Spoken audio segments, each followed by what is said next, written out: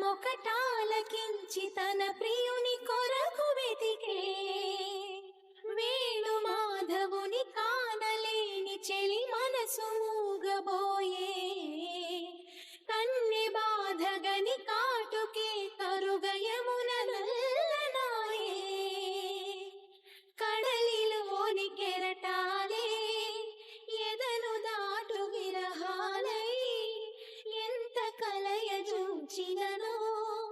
కానరాడే మాధవుడు ఆ గగనంలోని చుక్కలు అన్ని కన్నులు కాగా వెతికెను రాధా కృష్ణ కృష్ణ అనుతూ